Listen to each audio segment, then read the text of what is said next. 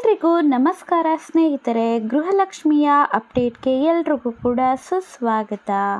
ನೋಡಿ ಸ್ನೇಹಿತರೆ, 19ನೇ ಕಂತಿನ ಗೃಹಲಕ್ಷ್ಮಿ ಹಣ ಅನ್ನುವಂಥದ್ದು ಯಾವಾಗ ಬರುತ್ತೆ ಅನ್ನುವಂಥದ್ದೇ ಎಲ್ರಿಗೂ ಕೂಡ ಪ್ರಶ್ನೆ ಇರುವಂಥದ್ದು. ಯಾವಾಗ ಬರುತ್ತೆ? ನಮಗೆ ಇನ್ನೂ ಕೂಡ 19ನೇ ಕಂತಿನ ಗೃಹಲಕ್ಷ್ಮಿ ಹಣ ಅನ್ನುವಂಥದ್ದು ಬಂದಿಲ್ಲ ಅಂತಲೇ ಕೇಳ್ತಾ ಇರುವಂಥದ್ದು. ಇನ್ನೂ ಕೆಲವೊಂದಷ್ಟು ಜನ ಹೇಳ್ತಾ ಇರುವಂಥದ್ದು ಏನು ಅಂತ ಅಂದರೆ 19ನೇ ಕಂತಿನ ಗೃಹಲಕ್ಷ್ಮಿ ಹಣ ಈಗಾಗಲೇ ಜಮಾ ಆಗ್ತಾ ಇದೆ ಅಂತ.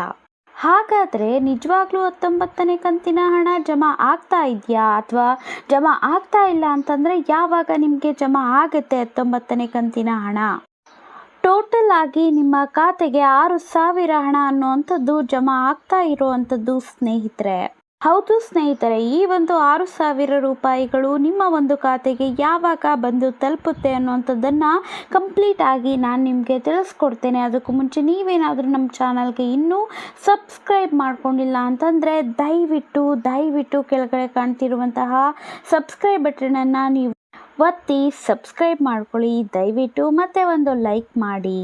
ನೋಡಿ ಸ್ನೇಹಿತರೆ, ಗೃಹಲಕ್ಷ್ಮಿಯ 19ನೇ ಕಂತಿನ ವಿಚಾರಕ್ಕೆ ಸಂಬಂಧಪಟ್ಟಂತೆ ಖುದ್ದಾಗಿ ಲಕ್ಷ್ಮೀ ಹೆಬ್ಬಾಳ್ಕರ್ ಮೇಡಮ್ ಅವರು ಮತ್ತು ಸಿದ್ದರಾಮಯ್ಯ ಸರ್ ಅವರು ಒಂದು ಮಾಹಿತಿಯನ್ನು ಲೇಟೆಸ್ಟ್ ಆಗಿ ಒಂದು ಅಪ್ಡೇಟನ್ನೇ ಕೊಟ್ಟಿದ್ರು. ನೋಡಿ ಸ್ನೇಹಿತರೆ, ಲಕ್ಷ್ಮೀ ಹೆಬ್ಬಾಳ್ಕರ್ ಮೇಡಮ್ ಅವರು ಏನು ಹೇಳಿದರು ಅಂತ ಅಂದರೆ, ಏಪ್ರಿಲ್ 2ನೇ ವಾರದಲ್ಲಿ ನಾವು ನಿಮಗೆ 19ನೇ ಕಂತಿನ ಹಣವನ್ನು ಜಮಾ ಮಾಡ್ತೀವಿ ಅಂತ ತಿಳಿಸಿದರು. ಆದರೆ ಇವಾಗ ಮೇ ಬಂದಿದೆ, ಆದರೂ ಕೂಡ 19ನೇ ಕಂತಿನ ಹಣ ಅನ್ನುವಂಥದ್ದು ಜಮಾ ಆಗಿಲ್ಲ. ಅದಾದ ನಂತರ ಮತ್ತೆ ಇನ್ನೊಂದು ಅಪ್ಡೇಟನ್ನು ಕೊಟ್ಟಿದ್ರು ಸ್ನೇಹಿತರೆ. ಅದೇನು ಅಂತಂದರೆ, ನಾವು ಇದೇ ಒಂದು ಮೇ ತಿಂಗಳಿನಲ್ಲಿನೇ ಒಟ್ಟಿಗೆ 3 ತಿಂಗಳ ಹಣವನ್ನು ಜಮಾ ಮಾಡ್ತೀವಿ ಅಂತಂದರೆ ಒಟ್ಟು 6,000 ರೂಪಾಯಿಗಳನ್ನು ನಿಮ್ಮ ಒಂದು ಖಾತೆಗೆ ಜಮಾ ಮಾಡ್ತೀವಿ ಅಂತ ಹೇಳಿದರು. ಹಾಗಾಗಿ ಇನ್ನೂ ಕೂಡ ನಿಮ್ಮ ಖಾತೆಗೆ 2,000 ರೂಪಾಯಿ ಹಣ ಅನ್ನುವಂಥದ್ದು ಬಂದು ತಲುಪಿಲ್ಲ. ಹಾಗಾದರೆ ಯಾವಾಗ ಈ ಒಂದು 19ನೇ ಕಂತಿನ ಗೃಹಲಕ್ಷ್ಮಿ ಹಣ ಅನ್ನುವಂಥದ್ದು ನಿಮ್ಮ ಖಾತೆಗೆ ಜಮಾ ಆಗುತ್ತೆ? ಈಗಾಗಲೇ ಏನು 19ನೇ ಕಂತಿನ ಹಣ ಜಮಾ ಆಗ್ತಾ ಇದೆ ಅಂತ ಹೇಳ್ತಾ ಇದ್ದಾರೆ ಅಲ್ವಾ, ಎಲ್ಲ ಕೂಡ ತಿಳಿಸ್ಕೊಡ್ತೇನೆ. ಅದಕ್ಕೂ ಮುಂಚೆ ನಿಮಗೆ ಇದೇ ಒಂದು ತಿಂಗಳಲ್ಲಿ ಟೋಟಲ್ ಆಗಿ 6,000 ರೂಪಾಯಿ ಅನ್ನುವಂಥದ್ದು ನಿಮ್ಮ ಅಕೌಂಟಿಗೆ ಬಂದು ಜಮಾ ಆಗುತ್ತಾ ಇಲ್ವಾ ಅನ್ನುವಂಥದ್ದನ್ನು ತಿಳಿಸ್ಕೊಡ್ತೇನೆ. ಹಾಗಾದರೆ ಈ ಒಂದು 6,000 ರೂಪಾಯಿ ಆದರೂ ಯಾವುದು?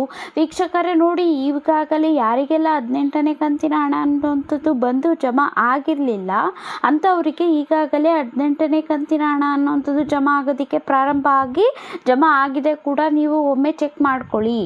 ಹಾಗಾದರೆ ಇವಾಗ 18ನೇ ಕಂತಿನ ಹಣ 2,000 ರೂಪಾಯಿ ಬಂದಿದೆ ಮೇ ತಿಂಗಳಲ್ಲಿ.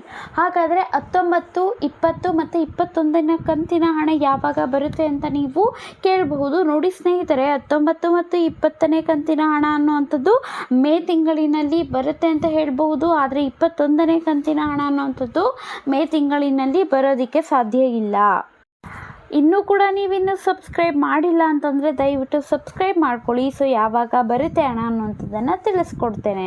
ಈಗಾಗಲೇ ನಿಮಗೆ 19ನೇ ಕಂತಿನ ಹಣ ಅನ್ನುವಂಥದ್ದು ಜಮಾ ಆಗಬೇಕಾಗಿತ್ತು, ಆದರೂ ಕೂಡ ಆಗಿಲ್ಲ. ಹಾಗಾಗಿ ಎಷ್ಟೊಂದು ಜನ ಮಹಿಳೆಯರು ಕೂಡ ಆಕ್ರೋಶವನ್ನು ವ್ಯಕ್ತಪಡಿಸ್ತಾ ಇದ್ದಾರೆ. ಎಷ್ಟೊಂದು ಜನಕ್ಕೆ ತೊಂದರೆಗಳು ಕೂಡ ಉಂಟಾಗಿರುವಂಥದ್ದು.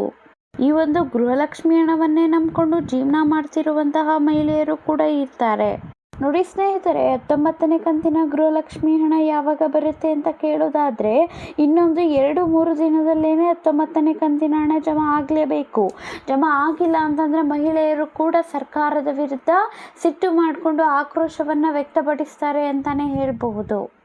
ಲಕ್ಷ್ಮೀ ಹೆಬ್ಬಾಳ್ಕರ್ ಮೇಡಮ್ ಅವರು ಕೂಡ ಹೇಳಿರುವಂಥದ್ದು ಏನು ಅಂತಂದರೆ, ಮೇ 2 ಅಥವಾ 3ನೇ ವಾರದ ಒಳಗಡೆ ನಾವು 19 ಮತ್ತು 20ನೇ ಕಂತಿನ ಹಣವನ್ನು ಜಮಾ ಮಾಡ್ತೀವಿ ಅಂತ ಹೇಳಿದರು. ಹಾಗಾಗಿ 19ನೇ ಕಂತಿನ ಹಣ ಆದರೂ ಜಮಾ ಆಗುತ್ತೆ ಅಂತಲೇ ಹೇಳಬಹುದು. ನೋಡಿ ಸ್ನೇಹಿತರೆ, 19ನೇ ಕಂತಿನ ಹಣ ಅನ್ನುವಂಥದ್ದನ್ನು ಬೇಗ ಜಮಾ ಮಾಡಿದ್ರೆ 20ನೇ ಕಂತಿನ ಹಣ ಅನ್ನುವಂಥದ್ದು ಕೂಡ ಇದೇ ಒಂದು ತಿಂಗಳಲ್ಲಿ ಜಮಾ ಮಾಡಬಹುದು.